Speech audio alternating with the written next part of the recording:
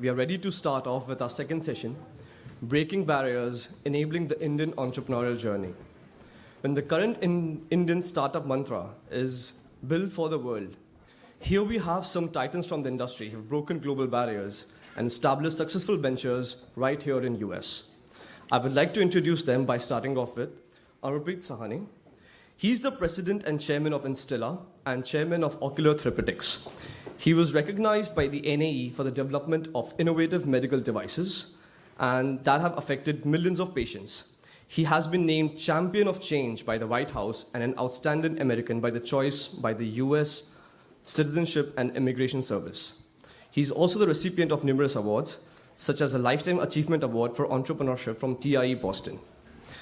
Second, Mr. Kanwal Rekhi. Mr. Kanwal Rekhi is the first Indian-American founder and CEO to take venture-backed company public on NASDAQ. He is also the co-founder of Indus Entrepreneurs, also known as TIE, and built the largest global network of Indian entrepreneurs. He is the co-founder of Inventus Capital Partners and currently serves as the managing director. Also active in the Indian public policy related to venture regulations, Mr. Kanwal Rekhi has also advised Indian government policymakers in reforming the telecom decommercialization and venture regulations. Rashmi Gopinath.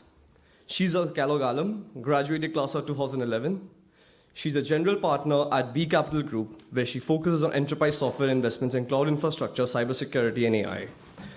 Previously, she was a managing director at M12, Microsoft's venture fund, and prior to M12, Rashmi was an investment director with Intel Capital, where she was involved in the firm's investments in startups like MongoDB, Blue Data, and Fortiscout. Mr. Sumant Mandal. He's also a Kellogg alum, graduated class of 2000, and co-founder and managing partner of March Capital. At March, Sumant invests in companies that utilizes various automation technologies, specializing in AI, ML, cloud, and data infrastructure. He's also the co-founder of two technology incubators in San Francisco, The Hive and The Fabric, which are focused on blockchain, AI, and IoT and network infrastructure companies. Previously, Sumant was also the managing director at Clearstone Venture Partners and began his career as an entrepreneur, starting in companies both in India and US. And this session is being moderated by our Professor Birju Shah. Professor Birju is a clinical assistant professor of product management and AI at Kellogg. He's also a CEO of Loam, an AI-powered sustainability platform. And previously, he was the head of product at Uber. He has been a CPO, a CEO, president, and a clinical professor for the last decade altogether. So let's start the session.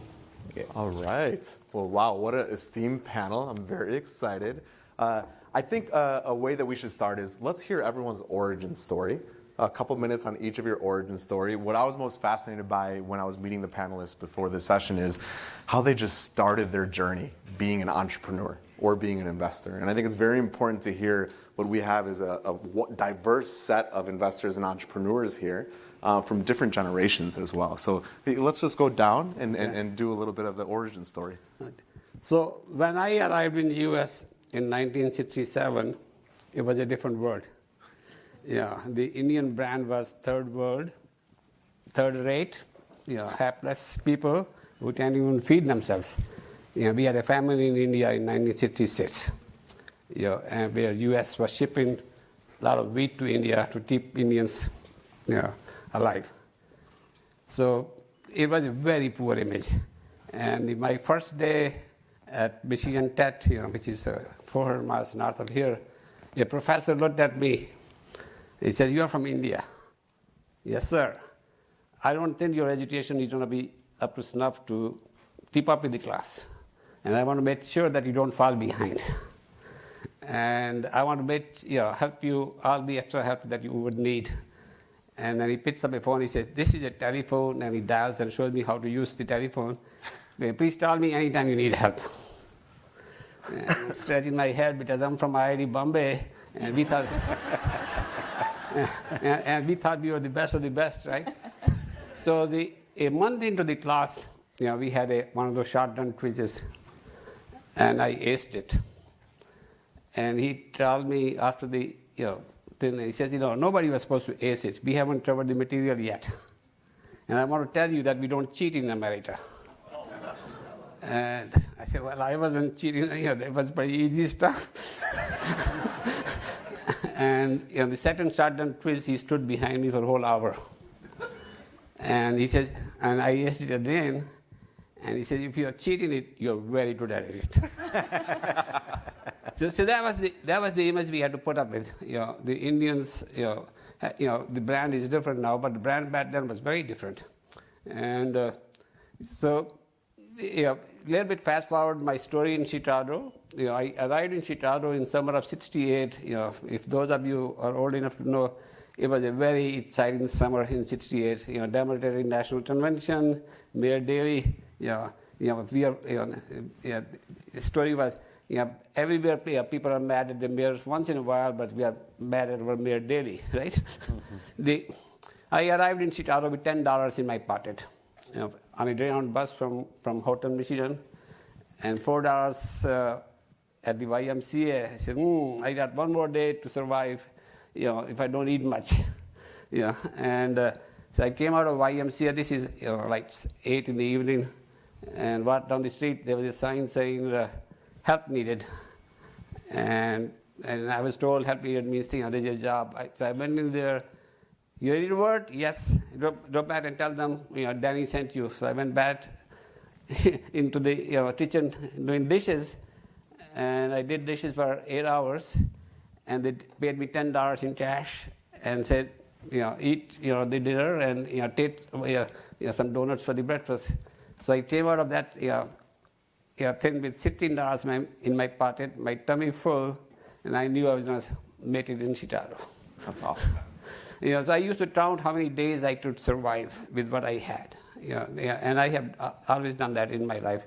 And it really served me well as an entrepreneur later. And I left that summer in Chicago with $2,000 in my pocket. And and I was on my way. I'll stop there. That's fantastic. I love it. Rashmi? I can't follow that story. I'm glad you are.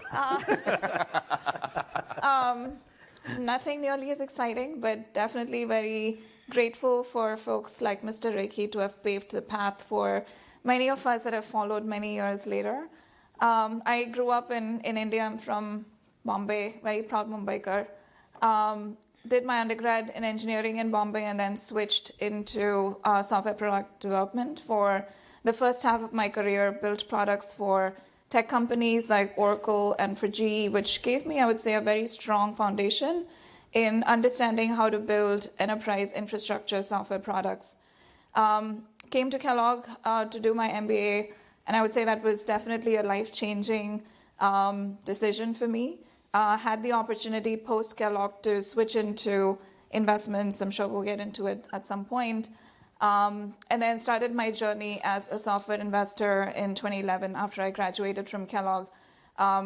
Had different roles at Intel Capital, Microsoft Ventures, and now currently at B Capital, and also had the opportunity to operate in startups between my roles at Intel Capital and GE Healthcare, where I first led go-to-market roles for a seed stage, early stage software infrastructure startup.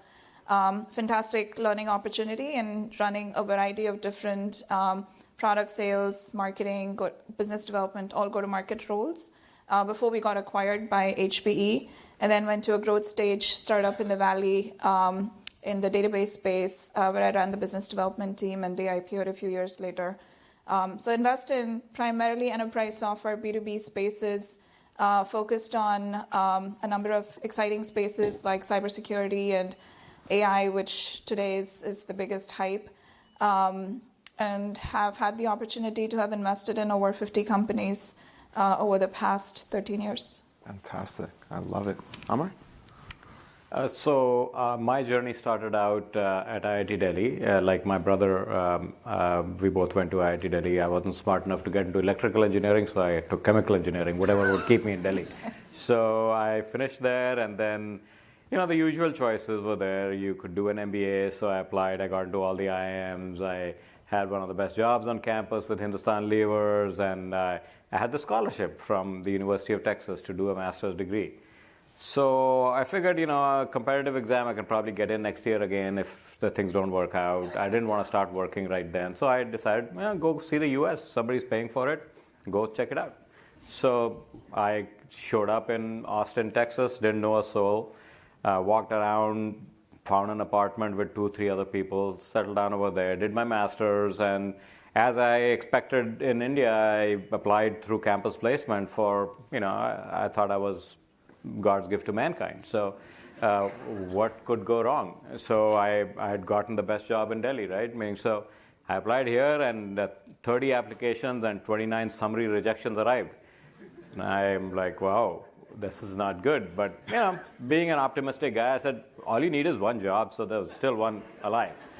So that was Eastman Kodak. Eastman Kodak had not read my application properly, apparently. So when I showed up over there, they said, you don't have permission to work, you're out of here. So 30 out of 30 struck out. I was pretty devastated at that point, saying, what do I do? Meaning, I came and I had all these opportunities there, and what am I done? Come to this country.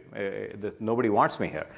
So I went to my advisor, who actually is at the University of Chicago now, funnily, and he said, look, you're a halfway decent researcher, you want to do a PhD. I said, well, PhD was never part of the plan. But I don't want to go back to India with my tail tucked, between my legs. I'm not going to do that. But everybody will say, well, this guy, went there and couldn't make it. So I said, okay, I'll do a PhD. So we did a PhD, and in that actually was serendipity. Some good people came in. There's a postdoc who had some good ideas. I had some ideas. My advisor had some ideas. Summarily, we ended up creating the first materials that could be transformed inside the body. So we do 3D printing and all of this stuff right now, and people see all these organs being 3D printed and stuff. So that was the formative technology that allowed chemistry to be done with living tissue. And this became something that venture capitalists found out about and licensed the technology, and a company got created. 2 of them got created, one in LA and one in the East Coast. And I got my first job as the first employee over there with Mark Levin, who was a legendary venture capitalist. And the 2 of us were there in an empty room, and he says, go hire some people and go build a lab. I didn't know how to do either one of those. Made some bunch of mistakes along the way, but along the way, got great exposure. We created the first lung sealant to be approved by the FDA. The company went public. As a less than 30-year-old, 27-year-old kid, riding around in limos and places. It was a heady experience. And I said, if I'd gotten a job working for Dow or something, tires in Midland, Michigan, I would be doing that. And so sometimes life gives you lemons and you make lemonade out of it. So that set me on a course where I learned a great deal about startups. But I came to a conclusion. I wasn't running the company. I wasn't on the board. I could not drive the vision. And after a while, I was getting frustrated, becoming negative. And I said, I'm not a negative person fundamentally. So if I cannot make a difference here, I should leave. And I told them that I want to leave. And they said, okay, just don't compete with us. Go do your own thing. So I went back to my basement, kind of reinvented a whole bunch of technology. Things that we used to do with light-activated materials, we did with chemically polymerized materials, created a whole different set, and launched with a partner of mine, an incubator to solve for 2 problems. One is, how does one go ahead and create a platform technology and apply it across the board and not get it locked into one company? And the second is, how does one sort of create some diversification for an entrepreneur? Because venture capitalists have diversification. We have no portfolio. How do we do that? So those 2 things, and happy to say my partner and I, we just celebrated this year, 25 years and 25 companies that came out of it. So that's been my journey. That's amazing. Fantastic. Sumant? First, an observation. I think, Mohan, we did get the memo, and we have, at least on the entrepreneurial side, some colorful socks here. I was trying to think about how to answer this question because, it depends on how far back you want to go or how close you want to get to where we are today. But I think I'll focus on Kellogg experience. And one, I feel really old because it's now close to being 25 years since I finished. And my wife, Malika, and I went to Kellogg together. We were one of the few married couples here. I'd also say there's a good portion of people that come from different parts of the world, but from different backgrounds and experiences that don't qualify for a job. I was probably one of them. I was one of the few Kellogg grads that year that graduated without a job. But while at Kellogg, I had started 4 companies. Wow. And remember, this was 99, and if I think few of us will remember this, it was heady days. It was like the internet had solved every problem on earth, dial-up, 100 million people online, and only 10 million had broadband, but billions of dollars was being thrown against it. So how could you not start a company? So I recruited my classmates, we built business plans and teams. This is what business school teaches you how to do, is build business plans, not build businesses, I think. You learn that later. Building business plans is important. And our first board member was Professor Sawhney, born here. The first person I pitched for money was Kanwal. So he thankfully, rightfully said no, get the heck out of here. But we raised money. Malika dropped out of school to go run that company. I finished. And then I graduated, and I realized I thought I'd go work together with my wife. And my first week in the same office, like, there's no effing way I'm going to work with my wife. I got to find something. It was not just her dad was involved on the board. I was like, what am I doing here, man?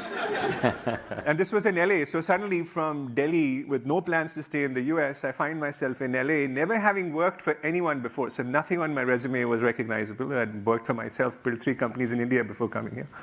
So how do I find a job? So when you're not qualified for anything, the best job for you is venture capital. Oh, wow. I didn't expect that answer. Okay. Because what do you do as a VC, right? You kind of find good entrepreneurs and say, hey, let me on your cap table, man. Let me try and help you succeed. That's fantastic. So that's what I've been doing now for almost 25 years. That's fantastic. I think these are great origin stories. A lot of themes, right? There's perseverance themes. There's a lot of pivot themes, right? There's sometimes sequential, moving up the ladder, but doing the work to get there. What I also heard is a change in vision a lot of you had personally. I'd like to actually understand that now, going from origin now to destination. How have you built the vision of following the entrepreneurial journey or, the investor journey? Yeah. So by, late 70s, I was a super engineer. I was, you tell me what you want to do and I'll do it in a beat. So I had become, Silicon Valley, all this is in Silicon Valley in 70s, I started with the SSI chips, MSI chips, LSI chips, VLSI chips, and I was a magician. You tell me what you want to do in logic systems, and I'll have it built in no time whatsoever. So, moving to the technical ladders, and getting frustrated. 35 at the top of possible things I could do. Really nobody above me to tell me what to do. Learn anything from. And I'm mentoring people, engineers at that time. And then I saw this story that one of the guys who worked for me for a couple of years had started a company called Altos Computers. And David Jackson, pseudonym right now, and hit me like a ton of bricks. David, somebody who worked for me, trained under me, and he was smart, but he was no IITian. Especially not an IIT Bombay caliber. And he has become an entrepreneur.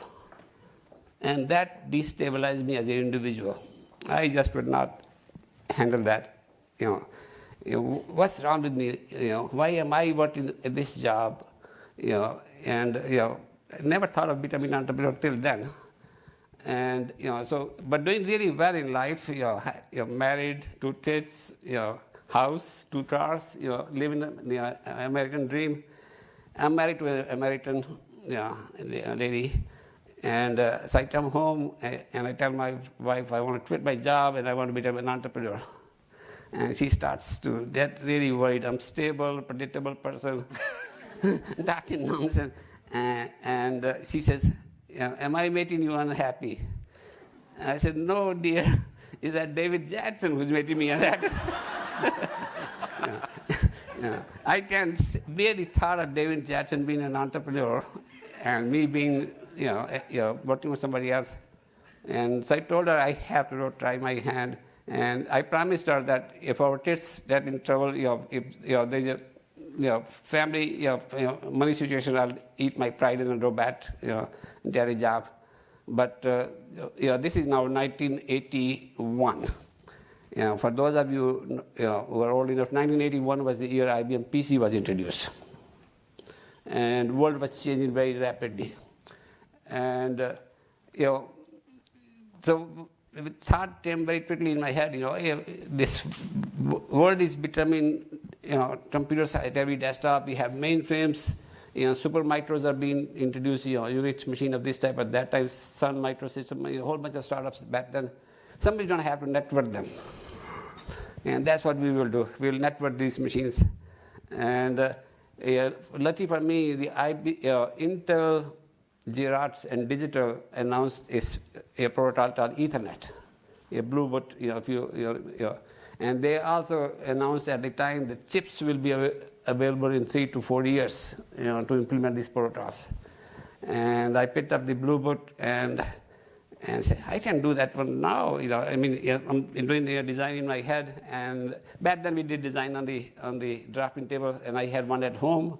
And I went home and I started to sketch a design. And within a day or two, I thought it should be a working design to implement Ethernet. And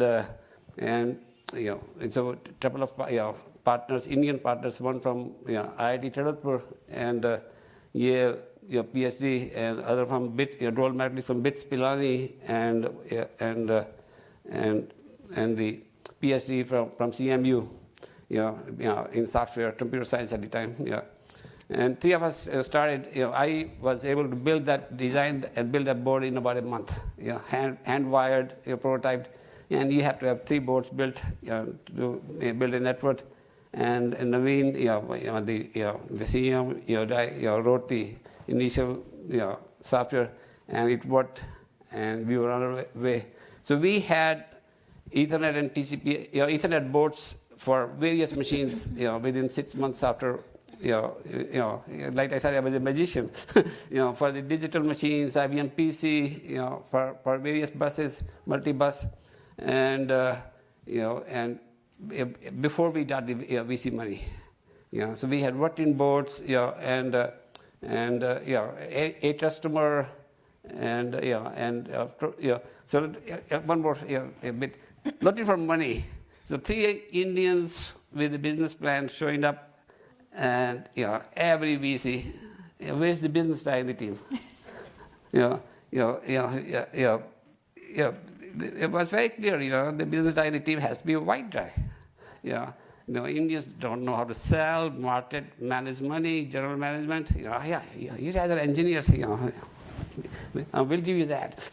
We'll give you your board works.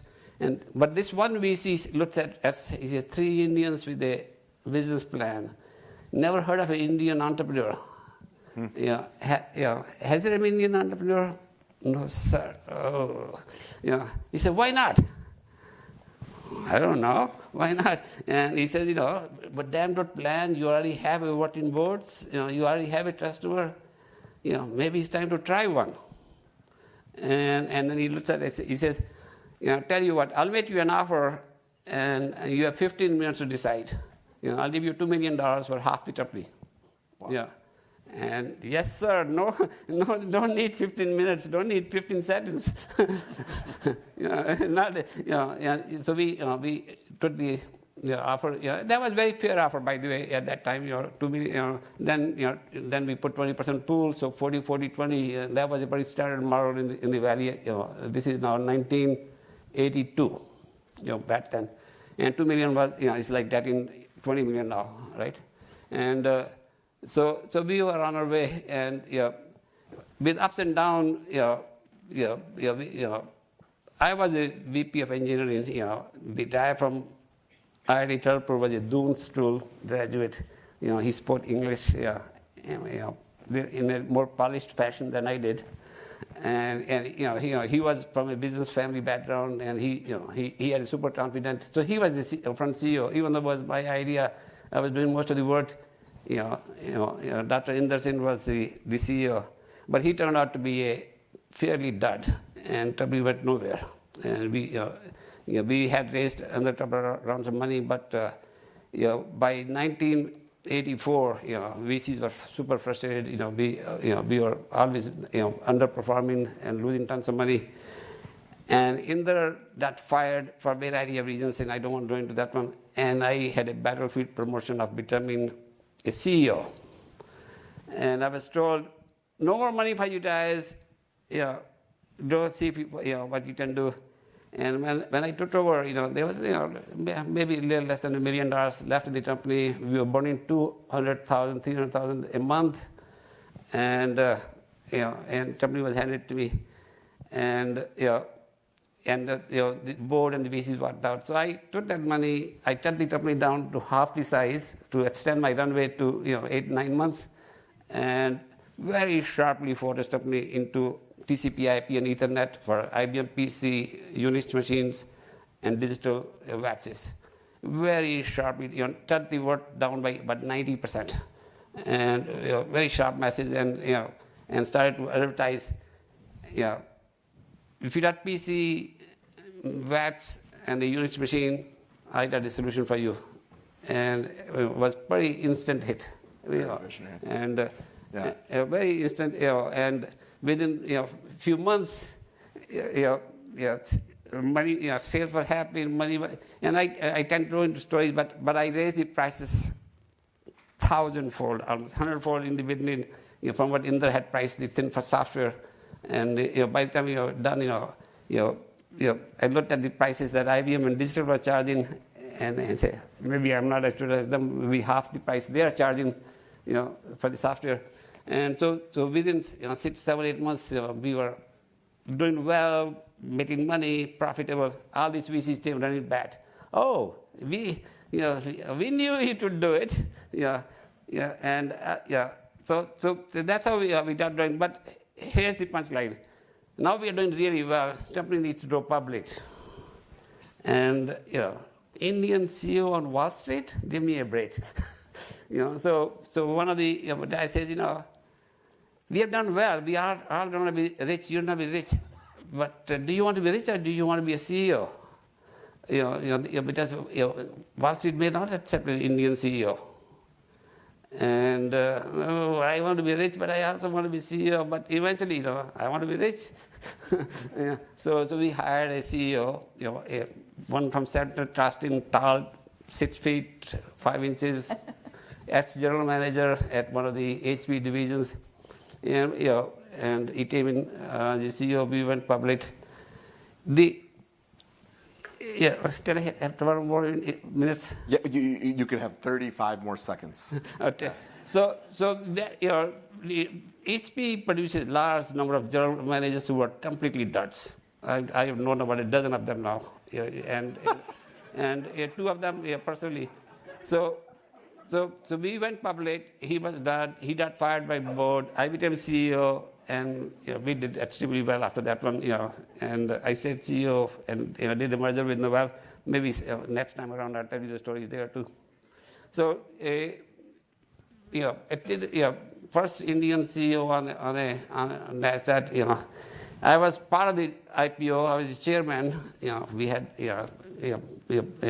CEO Dick Moore next to me, but it was the company I built. I'll leave it at that. So I have a funny follow-up to this.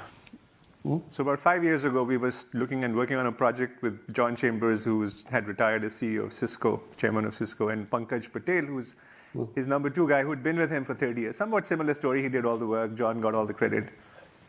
So I went to my team and I said, we're going to do a company in networking. They looked at me like, are you out of your mind? This has been solved. I said, what do you mean it's been solved? He says, Facebook solved it, Instagram solved it, now it's TikTok. Why do you want to start another networking company?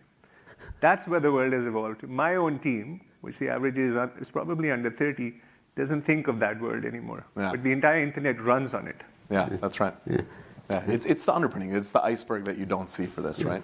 The power, though, in this story is, I think we're in Chicago, and I think the vision that he had is that he's Michael Jordan. He's not going to lose to any competition.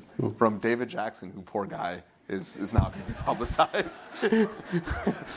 Right? But no, I love the competitive vision that he had to persevere through at the different stages of not being complacent from the company to taking it through to listing the company itself was fantastic. Amar, I'm going to jump to you and then I'm going to jump back to the investor side. We were talking before. one of my things that when I teach my students is, I think there's a little bit of a disease, and the disease is when you have an idea and you think you have a vision, complacency sets in. And you said something really profound that I thought was fantastic about the power of outcome. I'd love for you to talk about that as your vision. So I think, when we came in as first generation entrepreneurs, we had nothing. As Kanwal said, he had very little. So when somebody has nothing, they have nothing to lose. So they are open to taking more risk. The opposite of success, true success, is not failure. It is limited success. Limited success robs you of the ability to take true risk. So I think that is something that we really need to understand and appreciate, that in this day and age, none of us is going to starve. I think when we were to Kanwal's point, 60s, 40s, 50s, starvation was a real option in India. That could happen to you. But nowadays, I don't think any of us is going to starve. So the question becomes, if you want to do great things, how do you sort of catalyze yourself and lose that fear of starvation that is there? It's inbuilt into us. We feel the pizza is finite and we have to get our share, and these types of things systemically in a broader way also lead to corruption, that you're going to siphon away as much as you can when the cup comes to you, type of a thing. So we've got to get past these things and get comfortable in our own strengths and confidence in our own abilities to be able to pull out and take a little bit more risk. So that's one aspect. The second thing is for us to be able to understand that, be aware of yourself. Be aware of your strengths, certainly, but more importantly, be aware of your weaknesses. Because if you're not aware of your weaknesses, you can fall into a trap where you think you know everything and you're the smartest guy in the room, etc., etc. But if you know your weaknesses, then you can build a team to complement those. So having a value system is something which, when I do teach things at Harvard occasionally. So apologize for that. But the reason I do it is because having your personal value system is very important for all of us. That we should develop a personal value system, and at the tip of the value system is do something that is really worthwhile. Do something that the world really needs. Because if you're doing something just chasing money, then in that process, you end up working with people who are also just chasing money and they have no sense of value.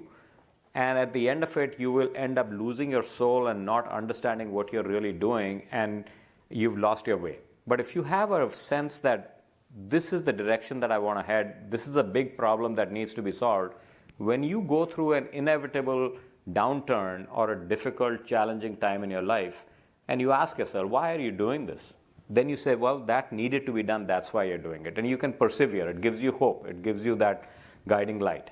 And then associate yourself with people who are like-minded in their philosophy, but orthogonal in their skill sets, so that they have different skill sets, they can complement your weaknesses, and as a puzzle, it fits together to make a whole.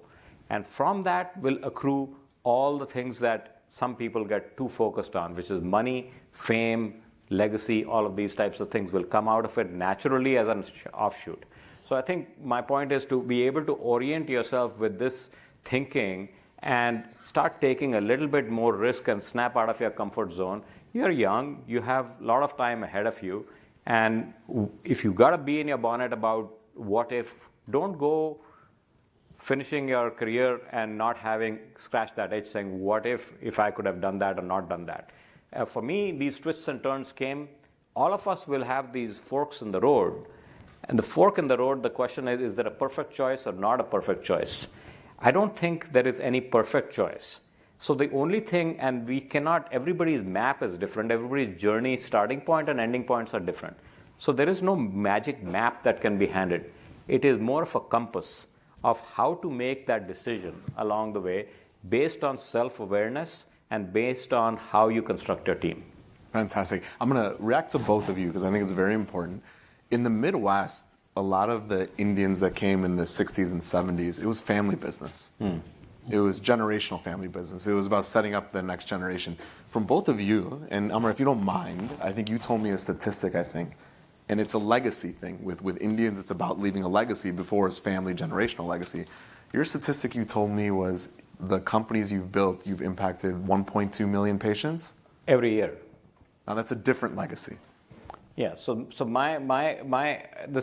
fact, I was having a conversation with a gentleman a couple of days ago who's the chairman of this multi-billion-dollar medical device company. And he was asking me, saying, what's your thought process for this company? Are you looking to sell it? Were you basically feeling around the edges saying, can we buy this thing? So my thing was, look, when I decide that I want to exit a business is not driven by how much money or not. I'm not saying I'm in this for a charity kind of a thing, but at the same time, at this point in time, we don't need that. There's no urgency for cash. So the question becomes, well, what is it that you're optimizing for? So we've tried to set a personal goal, at least for myself, that I want to be able to impact 10 million patients every year. To be able to do that, if the company reaches a certain scale where I am becoming an inhibitor of that growth, in that I am not the commercial champion, I'm not the person to take the technology to Japan and stuff like that, then I am an impediment, not a resource. At that point in time, handing it over to somebody else may make more sense than to have. So this is my point about self-awareness, that you realize where you are the best person for the job. Because once I had my earlier company, the venture capitalists were investing in me. I was a 30-year-old guy, and they said, hey, you've never run a company before. You're a technology guy. Are you really going to be able to run this? And what if we need to replace you? Will you be one of these problem founders who we can't kick out? I said, look, I'll tell you this. I haven't done this before, but I'm a quick learner. Give me a chance. If I get in the way, I will be the first person to step up and say, please let me go. So that's the self-awareness part. But that doesn't automatically mean you don't give me a chance. Give me a chance. And then I did that, and the company was eventually acquired. We created the first sealants for the brain and spine and stuff, and they're the standard of care. If you ever are unfortunate to get neurosurgery, that will be used in you. So I think making things that become the standard of care. Also, people look at monetary success. It's not just monetary success, it's how many lives you affect. The power of that outcome, incredibly powerful for entrepreneurs. Do you know how many people use the internet because of you?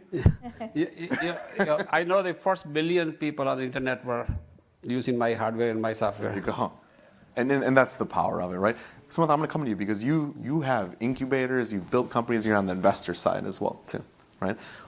What have you reflected on yourself is the outcome that you're most focused on as an entrepreneur? What do you look for when you invest? Yeah, I mean, there's no perfect formula to this. I'll say the commonality. I was thinking about it when we were listening to the panel before us as well.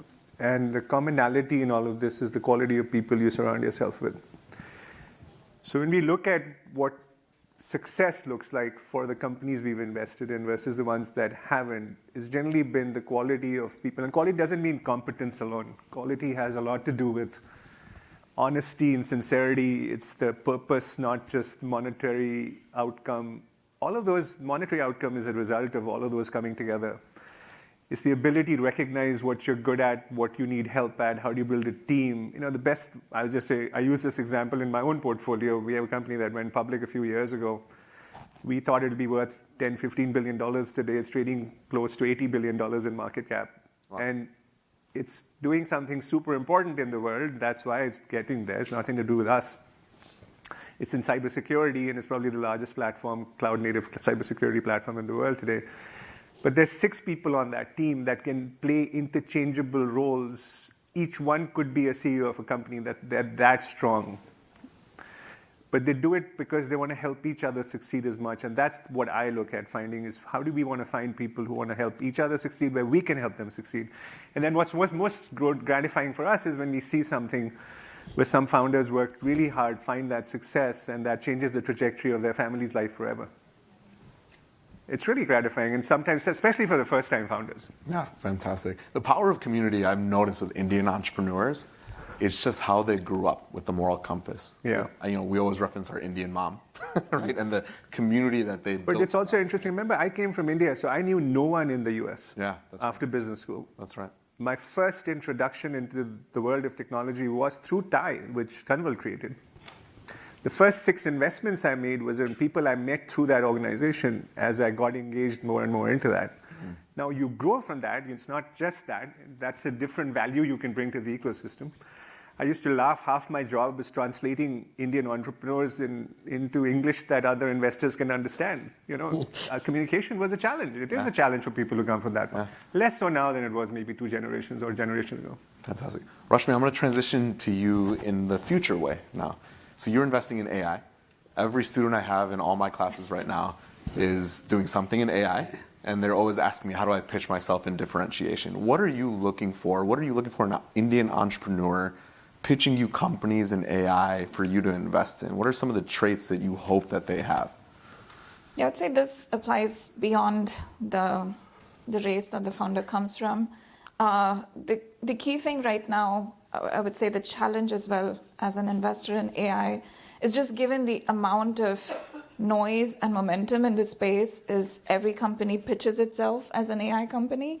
And so there's a lot of technical parsing to be done in terms of is this actual robust AI technology behind it? Is there a need for it? Not everything needs to be AI enabled. Yes, AI has a lot of applications, but you can't build a company for the sake of technology. There needs to be an end use case or a customer impact that's going to be so meaningful as a result of using AI, which is why it becomes relevant. It's you can't call yourself as a cloud company. It's an enabling technology. It's part of how you solve a problem. But I think the key question that we start from as investors is, what is the pain point that you're looking to solve? How big is that market opportunity for what this product that you're building is going to address? And team, by far, Sumant touched upon that as well, is key to any investments that we make, regardless of whether it's early stage or it's growth stage. It's the people building that vision that really matter. And as founders, there is an incredible amount of resilience, there's an incredible amount of perseverance that needs to come into that vision of why they're building it. And as founders, everybody has choices. They can work in a big company for a very cushy salary. And if you're giving that up and you're taking this immense amount of risk to build something that you're so passionate about, we want to know about it. Why are you building this? Why are you doing this? What's the mission for it? And those mission-driven companies have a much better opportunity to attract and retain the best talent, have a much better opportunity to build a highly successful company. As an example, one of the AI-based healthcare companies that we back is providing a way for large health systems to use AI and machine learning to provide value-based care outcomes, where the outcomes are not necessarily based on a cost-based outcome, but how do you create better quality outcomes for these patients by leveraging all of the data assets and the data sources that may exist in health systems, which today sit in very disparate silos. And so how do you bring all of that together and leverage AI technologies to take advantage of decisions that can be made much more faster, so that when you're visiting your physician, they're not clicking through 15 different screens, but they have data pushed to them that's meaningful and relevant, so that the quality of care and the time that they're spending with patients is more relevant. We have another HR tech company that's leveraging AI to help find the best talent for enterprises, regardless of location and geographies that people are based in. So you don't get a geographical advantage of just being in Silicon Valley or just being in New York, but you may have amazing talent in remote parts of the world. And how do you find these amazing people? So those kind of missions and values that founders have when they start companies, that's incredibly important for us as well. Fantastic. I think we're almost at time, but I'm gonna start Sumant with you, and we'll come down. I want to do a little bit of the evolution of this. So what barriers do you think our entrepreneurs in the audience are going to face? And I do want to take a little bit of the cultural lens here, right? The Indian entrepreneur. What are the future barriers you think they're going to face? And what is a trait of resiliency that they're going to need as they face those barriers launching companies? It's hard to paint it in a wide brush, but just, the way I think about it, I think being an Indian and being in technology as an entrepreneur actually is an advantage today. It's not a barrier. It's a real difference from what it was 10 years ago. Huge difference from when Kanwal started his company. That's right. So use it. The second is, don't think of your first job or the first thing you do out of business school as being the defining thing you're going to do for the rest of your life. Make sure it's interesting, that makes you an interesting person for people to want to engage with down the road when you're going to do something more meaningful. Like, what creates for your story? Think about yourself. And by the way, this is something that Deepak Jain, who was the dean here, taught us, Malika and me. He says, don't focus on your company's brand and what's your brand? What's your story? Focus on that. I didn't really listen to him, so I don't know, whatever. I didn't do a good job of it. But now that I think back upon it, that resonates. Build your brand. That comes with your experiences, your choices, what makes you interesting. Do interesting things. Don't go find an ex-McKinsey job just to make that $300,000 that pay your student loans off. That will happen. But that would be my advice. Fantastic. Amar, I'm going to a little bit of a variation on this question. I've been studying the Indian diaspora and a lot of these macro statistics this last year. I'm learning that no Indian that comes over now is poor anymore. They're actually a level above the average wealth when they come over here, pretty typically. Whether that's because they have a medical background or just well-studied because of India when they come here. What do you think is going to be their barrier of success that is going to limit their success being an entrepreneur? You all had pretty realistic limits, right? In terms of immigrants come here, less money that came here. You had to break barriers of people's thought of what Indians could do. That's not very much existing now. So I'd love for you to opine on that. So I think there are three things that go into a successful venture. Brains, to kind of quote my brother in some of these things, brains, sweat, and money. Okay? So if you look at the fact of the brains aspect of it, some technology, something that is unique and things of that nature. So if you are bringing that already, assuming that you're a technology-based this thing. So the question is, are you a manager of this thing, of a startup, or are you the technologist? I'm assuming still technologist. So in that case, you need to have some unique technology background or a unique technology person to bring it. Then comes sort of the money part. I think you will be able to, if you have the sweat part worked out. So the sweat part is what you have to focus on, which is the team, and as I mentioned, having orthogonal skill sets, being self-aware of what you are, and having the ability to communicate. Now, in recruiting the team, you have to look for three things are not fungible. Character is not fungible, loyalty is not fungible, and the obsession is not fungible. So if you have to build a team that is successful, you need to look for these three characteristics. Now, the question is, does loyalty typically just come? I don't think loyalty just typically comes. Since you can't buy loyalty, the question is, how does loyalty come about? So loyalty will come about from the standpoint of having competence first, respect next, and then loyalty. So if the leader is competent and they respect or understands how to fill out the team, then there is a level of respect that comes, and then people will follow and loyalty. So in terms of building that enterprise, the sweat part component, this is sort of how to build the team that comes together. And then if you have those two things, you should be able to raise money. You will not have a barrier to fundraising. I love it. I think it's fantastic. Rashmi, for the entrepreneurs in the room, what problem areas do you want them to focus on as it relates to either US or even India itself?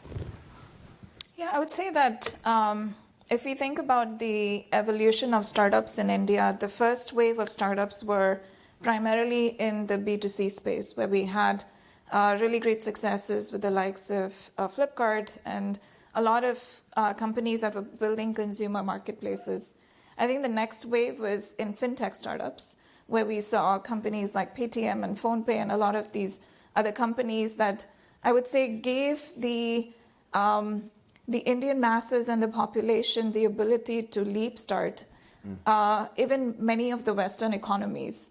It always amazes me just the ease of payment acceptances in India, and how even here when we go to a farmer's market, I still have to fish out for cash to pay for things. I would say the third evolution was in SaaS startups, where we saw companies like Freshworks and a number of other companies that were building these enterprise, but I would say mainly SMB and some mid-market focused SaaS companies. What's really exciting, and I think we're starting to see a lot of examples of that, is now companies that are focused on building the deep tech infrastructure problems. We're seeing really interesting DevOps and cyber companies come out, seeing interesting space tech companies come out of India, just given that the cost of launching a satellite with ISRO is much cheaper than if you try to build a space tech company in the US.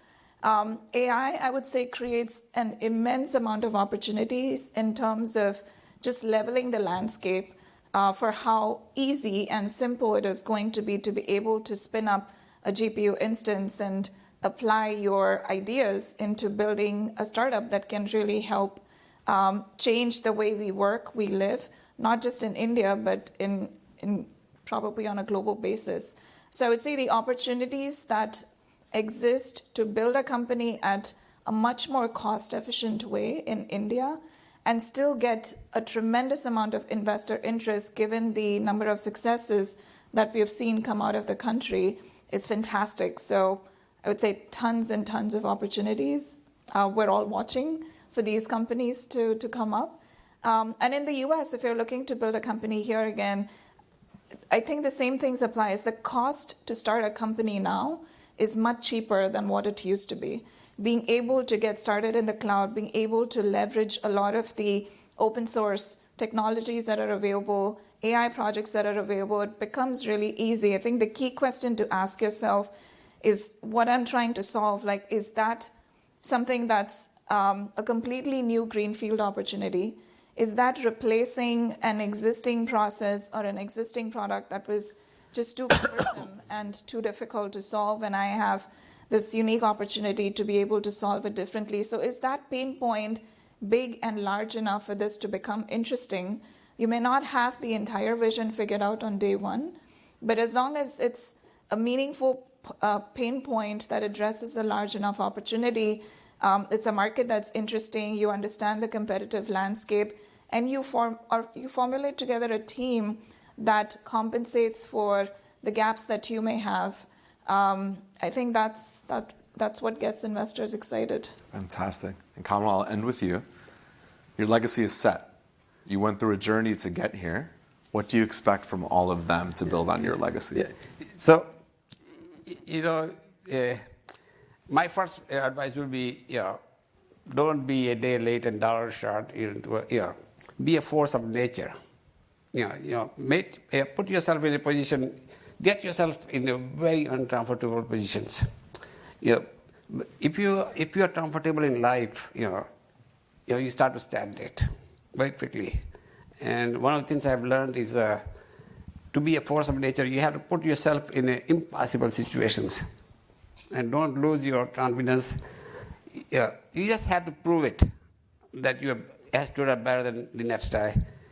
John Bosch, one of my board members, told me something that I have never forgotten. He said, yada, yada, yada. Spare me this story.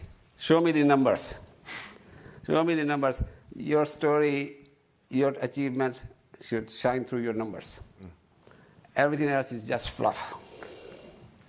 So be a force of nature which is producing real, tangible, visible, numerical results. And that's what really matters. Don't drink your own Kool-Aid. Don't think you're Indian. Indians are superhuman beings now, and so you achieve superhuman stuff. Think of yourself as an individual. And what can I do better than anybody else? And so my thing was, I have nothing but good memories of everything. Even in the bad situation, when I was, I didn't get the job of being CEO for the roadshow. I got the job of CEO before the company was built and after the company went public. But I do want to tell you this my second experience. We merged with Novell in 1989. I became number 2 person at Novell. Novell took off like a rocket. I ran Novell for about 3-4 years. When we merged with Novell, the company was doing roughly about $300 million, and it was doing roughly 4 years later about $1.2-1.3 billion. And Novell was the second richest company after Microsoft. We were worth $12 billion on the stock market. Microsoft was worth 18 at the time. I was running the company for three and a half years. The CEO, Ray Noda, was 68-year-old man, and he was totally aloof and totally hands-off. He had turned over the company. When he decided retirement, I assumed I was going to be CEO, just like that, because I was running the company had done extremely well. And I was loved by people on Wall Street. But the board felt otherwise. Small company CEO before, this is a very large company CEO. And they brought another dud from Hewlett-Packard. And he ran the company into ground in 2 years. Wow. 2 years later, the company was going nowhere. Yeah, Novell went down. And Novell went down straight. And it was simple. I can give you, and I told him, the day I left, I said, this house is on fire, and you don't even notice it. And so, by the way, recently, about a month ago, we had a reunion of Novell people.